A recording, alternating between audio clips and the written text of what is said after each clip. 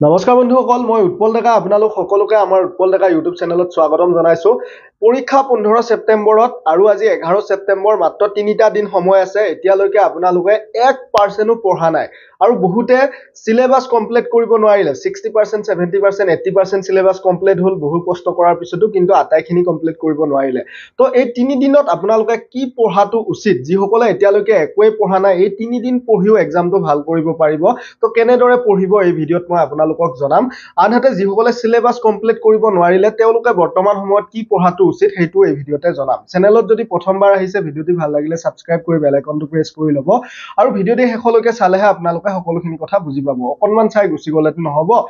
তো প্ৰথম কথা যিসকলৰ সিলেবাস এতিয়ালৈকে বহু কষ্ট কৰাৰ পিছতো কমপ্লিট নহল তেওঁলোকে কি কৰাটো উচিত চাওক যদি আপোনাৰ সিলেবাস 80% কমপ্লিট হৈছে বা 90% বা 70% কমপ্লিট হৈছে মই এটা কথা কম আপোনালোকে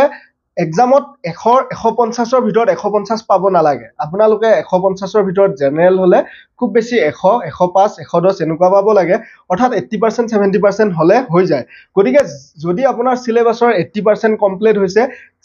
যিখিনি কমপ্লিট হৈছে তাত কিবা দুমোজা আছে নেকি চেক কৰক তাত কিবা মানে গণ্ডগোল চলি আছে নেকি চেক কৰক ৰিভাইজ কৰক মানে নতুন বস্তু এই 3 দিনত সিলেবাস কভাৰ কৰিব খোজা হকলে মাথাত নতুন বস্তু সোমাব চেষ্টা নকৰিব যদি আপুনি মানে 80% কমপ্লিট কৰিছে সিলেবাসৰ তেতিয়া আপুনি যিখিনি পঢ়িলে সেইখিনিত কৰবাত কিবা খেলিমেলি হৈ আছে নেকি সেইখিনি ঠিক কৰক কিন্তু নতুন বস্তু আৰু নপঢ়িব মানে যিসকলে সিলেবাসৰ ওপৰত নিৰ্ভৰ কৰি এক্সামটো দিব বাকি যিসকলে এতিয়ালৈকে একোৱে পঢ়া নাই 1%ও পঢ়া নাই ভাবিছে এই 3 দিন পুৰা পঢ়ি এক্সামটো ভাল কৰিব পাৰিম নে তেওঁলোকক মই ক'ব বিচাৰো পাৰিব কিন্তু কেনেকে আপোনালোকে বিশেষ টপিক গিলাক পঢ়িব লাগিব কিন্তু উপৰে ধৰক ইংলিশ গ্ৰামাৰৰ পৰা এক্সামত 35 মাৰ্ক আহিব এতিয়া ইংৰাজী গ্ৰামাৰখিনি আপোনালোকে উপৰে পঢ়িব পাৰে কোনো কথা নাই যিখিনি টান পায় সেইখিনি বাদ দিয়ক ইংৰাজী গ্ৰামাৰ যিখিনি সহজ পায় সেইখিনি উপৰে পঢ়ক আনহাতে আপোনালোকে ধৰক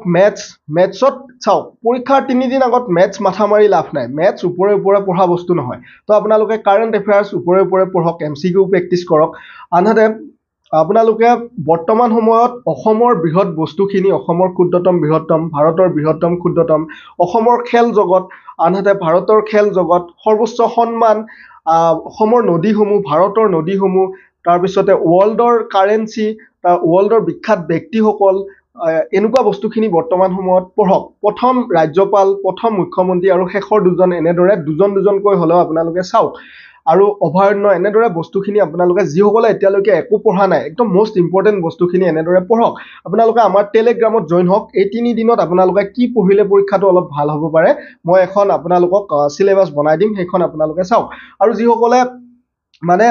সিলেবাস মানে 80% 70% কমপ্লিট কৰিছে তেওঁলোকে মক টেষ্ট দিয়ক মক টেষ্ট দিয়াটো বহুত বেছি জৰুৰী হয় তেতিয়া ৰিভাইজ হয় তো মক টেষ্টৰ বাবে আপোনালোকে ফ্ৰী ভিডিও পাব অহা কাইলে আমাৰ ফ্ৰী ভিডিও আপলোড হ'ব ইউটিউব চেনেলত চিন্তা কৰিব নালাগে তো মই ক'ব বিচাৰো যিসকলে এতিয়ালৈকে সিলেবাস 80% 70% কমপ্লিট কৰিছে আপোনালোকে 100% সিলেবাস কমপ্লিট নকৰিলেও পৰীক্ষা ভাল হ'ব মাত্ৰ যিখিনি পঢ়িলে সেইখিনি ৰিভাইজ কৰক আৰু যিসকলে এতিয়ালৈকে একো পঢ়া নাই মাত্ৰ 3 দিন সময় আছে এই 3 দিন সময়ত পৰীক্ষাটো ভাল কৰিব বিচাৰে তেওঁলোকে উপৰে ইংলিশ গ্ৰামাৰখিনি পঢ়ক উপৰে কাৰেন্ট এফেয়াৰ্স পঢ়ক এমসিকিউ প্ৰেক্টিস কৰক আনহাতে বিখ্যাত বস্তুখিনি যেনে মই ক'লোৱেই ৰাজ্যপাল মুখ্যমন্ত্ৰী এনেদৰে দুজনকৈ শেষৰ দুজন প্ৰথম দুজন চাই যাওক পলিটিক্সৰ আনহাতে বৃহৎ নদী ক্ষুদ্ৰতম বৃহত্তম এইবিলাক বস্তু পঢ়ক মই এটা টেলিগ্ৰামত সিলেবাস এখন বনাই দিম আপোনালোকে 3 দিনত কি পঢ়িব লাগে টেলিগ্ৰামত জয়েন হ'ব উৎপল ডেকা বুলি আমাৰ টেলিগ্ৰামটো আছে আৰু যিসকলে ধৰক সোশ্যাল ষ্টাডি 30 মাৰ্কটো ডাইৰেক্ট লাভ কৰিব বিচাৰে মাত্ৰ দুটা পিডিএফ পঢ়িলে হৈ যাব আমাৰ সম্ভাৱনীয় 900 প্লাস ইন্ডিয়ান জিকে আনহাতে সোশ্যাল ষ্টাডিৰ যেটো ইন্ডিয়ান পলিটিৰ এটা ভাগ আছে তাতো 900 প্লাস এই কোৱেশ্চন আছে সেই দুটা পঢ়িলে সোশ্যাল ষ্টাডি 30 মাৰ্ক কভাৰ হৈ যাব তো 3 দিনৰ একদিন আপোনালোকে এই দুটা পিডিএফ পঢ়ক বুলি মই সাজেষ্ট কৰিম তো 8473859389 এই WhatsApp নম্বৰত যোগাযোগ কৰি ল'ব পাৰিব ইংলিশ গ্ৰামাৰখিনি যদি উপৰে পঢ়িম বুলি ভাবে ইংৰাজী গ্ৰামাৰৰ আমাৰ তাত পিডিএফ আছে কমন ইংলিশ গ্ৰামাৰ ল'ব পাৰিব আৰু মেথছটো পিডিএফ আছে কিন্তু ডিগ্ৰী লেভেলৰ সকলে লওক মেথছ বৰ্তমান সময়ত উপৰে পঢ়া বস্তু কিন্তু নহয় মেথছটো মোৰ তাত ডাইৰেক্ট কমন পিডিএফ আছে কিন্তু উপৰে পঢ়া বস্তু নহয় পুনৰ ৰিপিট কৰিছো তো আপোনালোকে নিশ্চয় ভিডিওটি শেষ কৰি চোৱা সকলে বুজি পালে আৰু চেনেলটি সাবস্ক্ৰাইব কৰি বেল আইকনটো প্ৰেছ কৰি থব আৰু